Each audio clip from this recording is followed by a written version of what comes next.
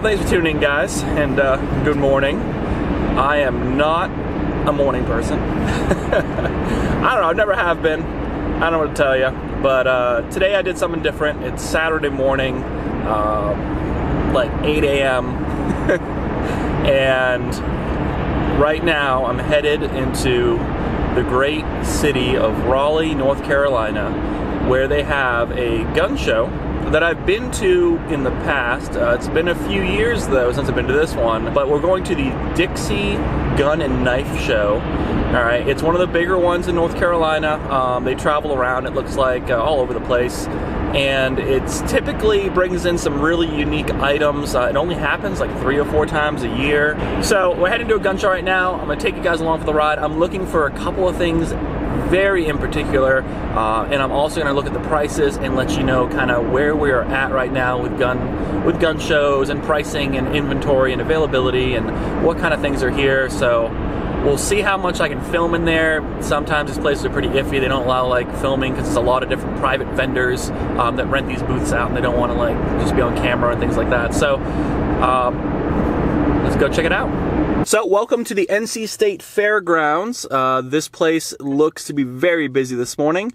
So let's see what we can find. I'm glad I showed up at 9 a.m. when this place opens because there's gonna be some slim pickings by this afternoon, judging by this crowd.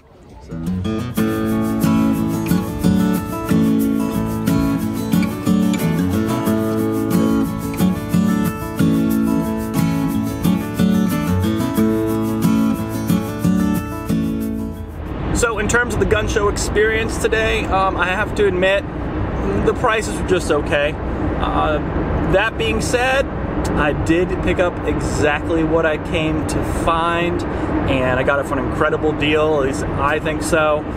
So I'll show you guys that in a minute. But in terms of the experience I had at the gun show, I think a lot of the newer firearms, they just don't have the wiggle room, and typically actually I saw a lot of them were a little bit overpriced, honestly, compared to what you could get. You can haggle the price a little bit, just bring some cash with you, offer a counter offer to whatever's on the sticker.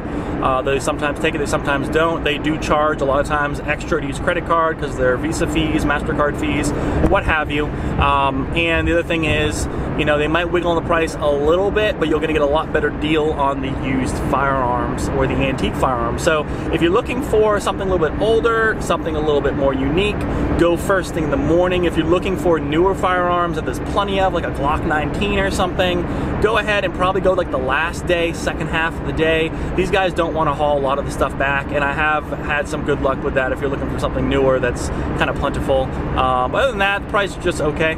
I saw a couple of cool things like a Ruger PC 9 carbine. They had the really cool new railed version for like $500 out the door. That was very tempting.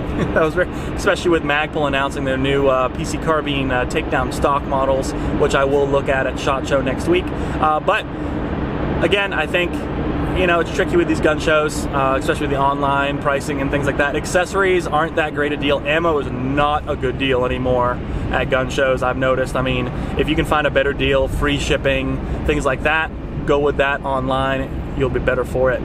So the other thing, actually, one more thing, the other thing I did see is Polymer 80 had a whole booth, and so did Olight, which is the first time I saw those guys have their own booths. I mean, that's kind of the really popular thing. They had a line around the Olight booth and the Polymer 80 booth.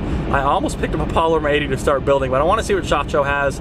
These guys are always being innovative, but they had them for $120 out the door for the Glock frames for all of them, which is pretty good. Not too bad, not serialized or anything like that.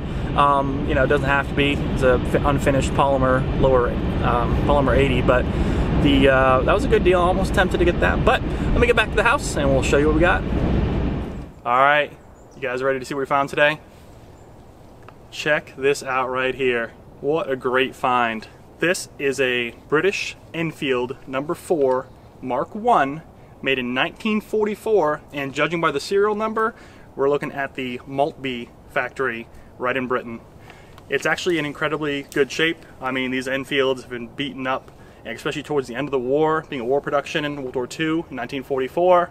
This thing survived probably quite a few battles, and who knows what stories it has to tell. So we're gonna go ahead and clean this up because impressively, this one is caked in cosmoline, which I did not even realize the British did. So it might have even been stored since 1944. I don't really know, but I looked down the bore when I picked it up at that gun show, and a nice shiny bore. Everything is really nice, in really nice shape. I watched a couple of videos on how to kind of tell what you're getting when you get these, and they said to check the spacing with the handguard and make sure this barrel is kind of right in the middle. So you kind of just pull against the handguard, make sure she is officially kind of free-floated, and she is in awesome shape. So hopefully we'll put a few rounds through her. I am planning on cleaning her up and then doing a full review on it. How I actually picked this up was they had a bunch of different Enfields at this gun show. Probably only about a half a dozen total though. These are still really rare now, even though they used to be plentiful. And what I ended up doing was I found this next to a old 1917 SMLE, a 1950s rebuild, Mark III Star, and then also an Indian Enfield. And this one was priced at $450, which I thought was a really good deal, considering the other ones were $500 and up, $600, and I think they wanted like $700 for one of them. So anyways, I told the guy, you know, where'd you get it?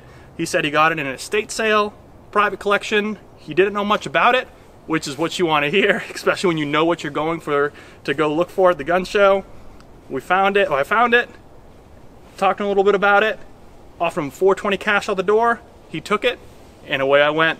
Got a few boxes of ammo. Ammo is not cheap and not easy to find, so we'll probably put a few rounds through this, do a review on her, talk a little bit more about it in that review, so stay tuned, and then we'll put it away in the safe, and it'll be a beautiful piece to add to the collection. So, awesome piece of history, guys. You know, next time you go to the gun show, rather than buy your 15th AR, you may want to look into these. They are just a great value. Pretty much any mil-serp is kind of drying up now. Prices are going up. It's almost a great investment at this point. So, well, thanks for watching, guys. As always, if you have any questions below, hit them in the comments. I'll be happy to answer them. Like this video, subscribe to the channel. Make sure you go ahead and like us over on our Facebook page for all the latest and greatest deals on the internet. Make sure you go ahead and follow us on Instagram, and I'll see you in the next review.